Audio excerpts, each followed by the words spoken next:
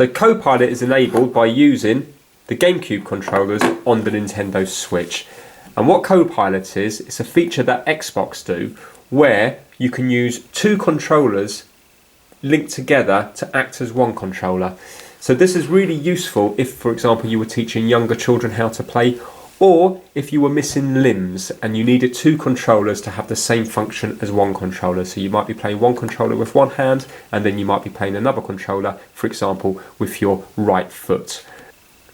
So this feature, although it's not supported by Nintendo, is a useful feature for teaching younger children how to play games. So for example, I'm just going to use an example such as Tetris.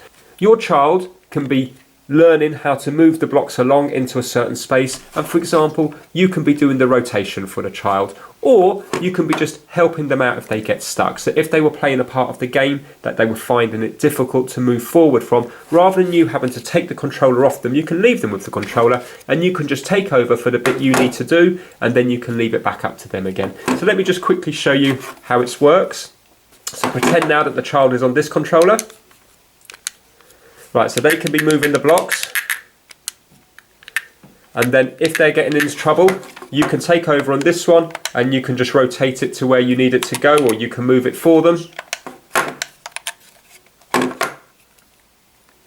So you can see it doesn't matter what controller I use, they're both doing the same inputs.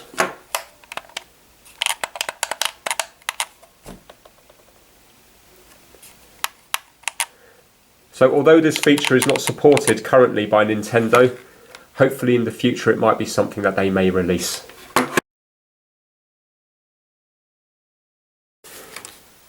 Xbox One S controller working on the Nintendo Switch.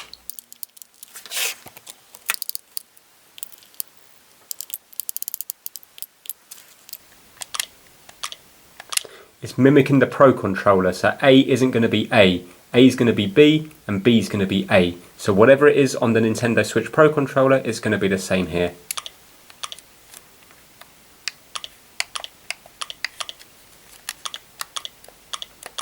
And then home. Now you might be wondering, why would you want to do this? Because when you spend £30 on that Brook converter over there, that's an Xbox to a Wii U converter, then you might as well have gone out and buy the Pro controller, and then it's going to work better, because the analog sticks when you're using an Xbox controller on the Nintendo Switch work as digital sticks. So when you move them even just a tiny bit, they go right the way over.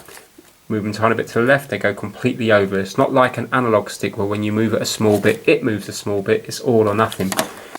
But the main reason is because you can use your fight stick from your Xbox 360 or your Xbox One.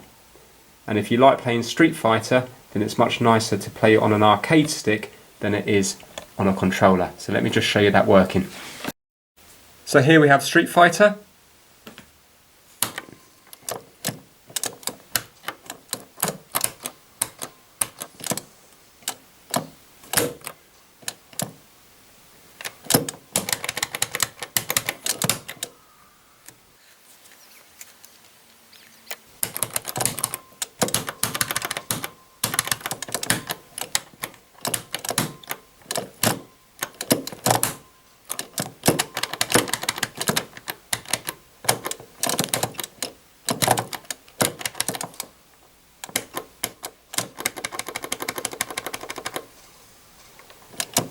Now the interesting thing about this is that the Brook converter over here, normally you will see people plugging it into their Nintendo Switch dock. What I've done is I've got it plugged into a little USB charger. So this is a little charger from a tablet or a phone, and then you can see here I've just got an extension lead. I could plug that straight into the thing over there, but I didn't want to put any strain on it, so I've just plugged it in via an extension lead, and this works wirelessly to the Switch. So as you can see, I've got absolutely nothing plugged into the Switch at all.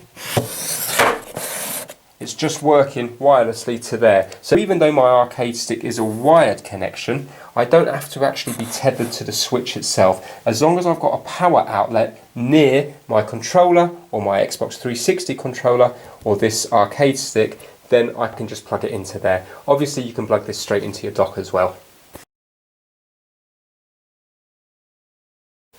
So you want a bit more volume on your Switch when you're playing it in tabletop mode, but unfortunately you can't connect your Bluetooth speaker directly up to the Nintendo Switch because it doesn't allow you to do that.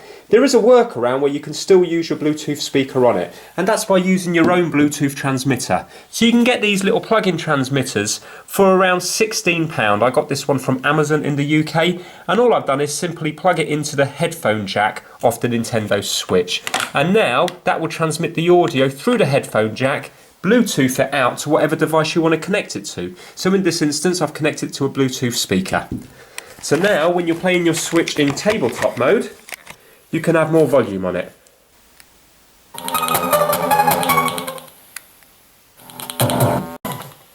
So there you go, as you can see, by using this method here, you're going to be able to produce a lot more volume than just going by the Nintendo Switch inbuilt speakers.